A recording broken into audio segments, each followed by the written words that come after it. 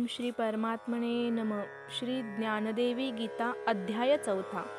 श्री भगवान म्हणाले, फार पूर्वी मी हा अविनाशी योग सूर्याला सांगितला. पुढे सूर्याने मनूला सांगितला. नंतर मनूने स्वतः आचरून इक्ष्वाकुला सांगितला. अशा रीतीने परंपरेने आलेला हा योग पुष्कळ राजर्षी जाणते झाले. हे परंतपा, पुढे मनुष्य प्राणी विषयासक्त होऊन आत्मबोध विसरले. अशा स्थितीत बराच काळ लोटल्यामुळे या जगात हा योग लोप पावला. तोच हा प्राचीन निष्काम कर्मयोग आज मी तुला सांगितला.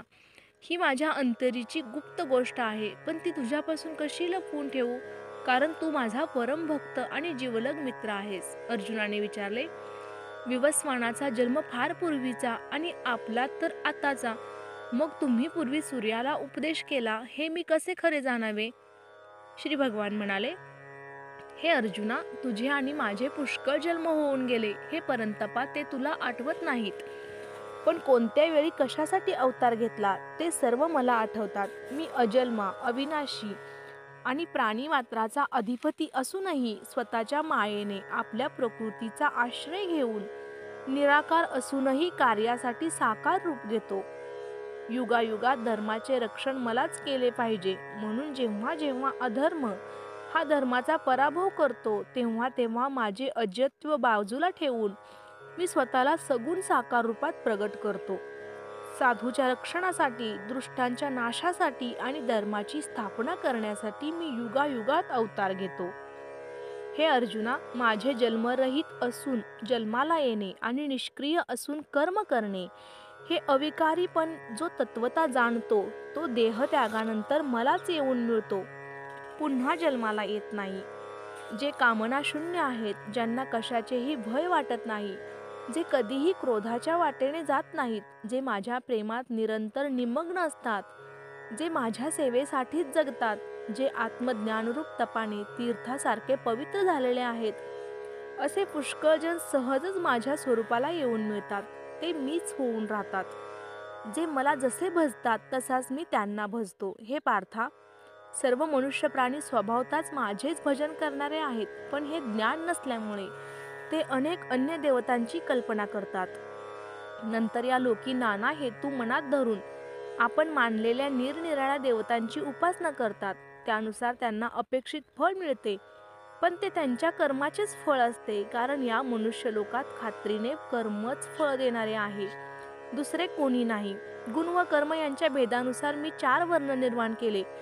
जरी मी त्यांचा कर्ता असलो तरी त्यांची निवड त्यांच्या गुणकर्मामुळेच झाली असल्यामुळे अविनाशी असा मी अकर्ता आहे असे समज.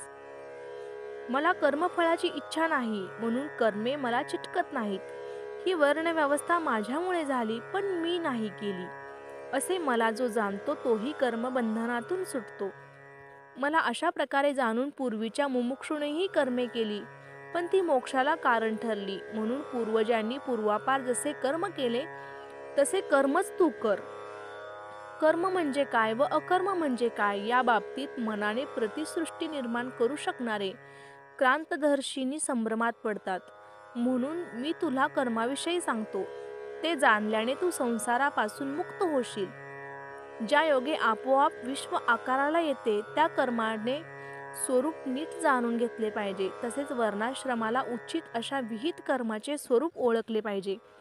त्याचप्रमाणे निश्चित कर्म कोणते हे कळले पाहिजे. जग हे कर्माधीन असल्यामुळे त्याची व्याप्ती गहन आहे. जो सर्व कर्मे करीत असतानाही वास्तविक आपण काही करीत नाही हे जाणतो, तसेच नष्कर्मे अंगी बाणूनही सर्व क्रियाकलाप उत्तम रीतीने करतो, तोच मनुष्यामध्ये ज्ञानी समजावा, तोच योगी समजावा. तसेच त्याने काही न करताही सर्व काही केल्याप्रमाणेच आहे, कारण तो विश्वरूप असतो. ज्याची सर्व कर्मे कर्माविषयी तिरस्कार व फळांच्या आशेने रहित असतात, तसेच मी हे कर्म सिद्धीला नेईन अशा संकल्पाने ज्याचे मन मळत नाही, ज्ञानरूप अग्नीने ज्याची सर्व कर्मे जळून गेली आहेत, तो मनुष्य वेशातील ब्रह्मच आहे असे विद्वान म्हणतात. कर्मफळाच्या उपभोगाविषयी निरीच्छ राहून जो नेहमी आनंदरूप असतो, जो कोणत्याही फलसाधनांचे अवलंब न करता कर्मे करीत असलेला दिसला तरी तो वास्तविक काहीच करीत नाही. निरीच्छ मन व शरीरावर संयम असलेला, सर्व भोग साधनांचा त्याग केलेला मनुष्य केवळ शरीराने होणारी पाहणे, ऐकणे इत्यादी कामे तो स्वतःखेरीज वेगळी मानत नसल्याने करीत असला तरी त्यांचा दोष त्याला लागत नाही. ज्या ज्या वेळी जे जे काही मिळेल त्यावरच तो संतुष्ट असतो. त्याला आप परभाव नाही. ज्याच्या दृष्टीने दुसरे काही नसल्यामुळे जो मत्सर रहित असतो, कार्यसिद्धीस जाओ अथवा न जाओ, ज्याची वृत्ती सारखीच असते, तो कर्म करूनही कर्मरहित असतो, म्हणून सर्व प्रकारे मुक्त असतो. आसक्तीरहित देहात असूनही निर्गुण चैतन्यासारखा असणारा, ज्ञानात ज्याचे चित्त स्थिर आहे असा मुक्त पुरुष यथासांग यज्ञादी कर्मे करीत असला तरी ती सर्व त्याच्या दृष्टीने दुसरे काही नसल्यामुळे त्याच्यातच विलीन होतात, म्हणजेच फलरहित होतात. ज्याच्या दृष्टीने होम साधन ब्रह्म, हरविद्रव्य ब्रह्म, अग्नी ब्रह्म, यजमान ब्रह्म आणि हवन क्रियाही ब्रह्म असे सारे कर्मच ब्रह्म असते, त्याचे सारे कर्म नैष्कर्म्य होते, म्हणून तो ब्रह्मालाच प्राप्त होतो. ज्यांनी गुरुपदेश रूपी अग्नीत मनासह अविद्येची आहुती दिली आणि आत्मसुखाची इच्छा केली, ते योगरूप अग्नीचे ग्रहण केलेले अग्निहोत्री जो यज्ञ करतात तो दैवयज्ञ होय. ब्रह्म हाच यज्ञ समजणारे दुसरे योगी जीवरूप यज्ञानेच परब्रह्मरूप यज्ञाची उपासना करतात. अर्थात उपाधियुक्त जीव हा निरुपाधिक परब्रह्मच आहे असे अखंड चिंतन करणे म्हणजेच हा यज्ञ करणे होय. धारणा, ध्यान, समाधिरूप संयम हेच ज्यांचे अग्निहोत्र असे काही साधक संयमरूप अग्नीत पवित्र कान इत्यादी इंद्रियांचे हवन करतात, म्हणजेच इंद्रिय निग्रह करतात, तर दुसरे काही इंद्रियरूप अग्नीत त्यांच्या शब्दादी विषयांची आहुती देतात, अर्थात शास्त्राने सांगितल्याप्रमाणे विषयांचा उपभोग घेतात. कोणी एक श्रीगुरूंच्या उपदेशाने प्राप्त झालेल्या ज्ञानाचे प्रदीप्त झालेल्या आत्मसंयोगरूप अग्नीत इंद्रियांच्या व प्राणांच्या सर्व कर्मांचे हवन करतात. समाधी स्थितीत इंद्रियांच्या व प्राणांच्या क्रिया थांबवून आत्मबोधाचे सुख अनुभवतात. जितेंद्रिय असे प्रयत्नशील मानवच द्रव्ययज्ञ, तपोयज्ञ, योगयज्ञ, स्वाध्याययज्ञ आणि ज्ञानयज्ञ असे यज्ञ करू शकतात. प्राणायामाची साधना करणारे काही जण अपानरूप अग्नीत प्राणद्रव्याचे हवन पूरक करतात, प्राणरूप अग्नीत अपान द्रव्याचे हवन रेचक करतात आणि प्राण व अपान यांच्या गतीचा निरोध कुंभक करतात. दुसरे कोणी सर्व विषयरूप आहारांचा संयम करून प्राणातच प्राणांचे हवन केवळ कुंभक करतात. मोक्षाच्या इच्छेने यज्ञ करणाऱ्या या सगळ्या यज्ञवेत्यांनी यज्ञाच्या योगाने आपले मनोमन नाहीसे केले आहे. असे जे अनादिसिद्ध शुद्ध ब्रह्मतेज ज्ञानरूपी यज्ञात शिल्लक राहिलेले अमृत होय, त्याचे ब्रह्मनिष्ठ पुरुष अहम ब्रह्म मंत्राने सेवन करतात आणि सहजच ब्रह्मत्वाला प्राप्त होतात.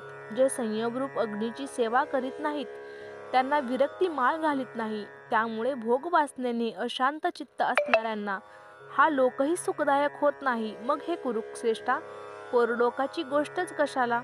अशा प्रकारचे पुष्कळ यज्ञ वेदांनी विस्ताराने सांगितलेले आहेत, पण ते कर्मापासून उत्पन्न होणारे आहेत असे समज. हे जाणल्याने तू मुक्त होशील.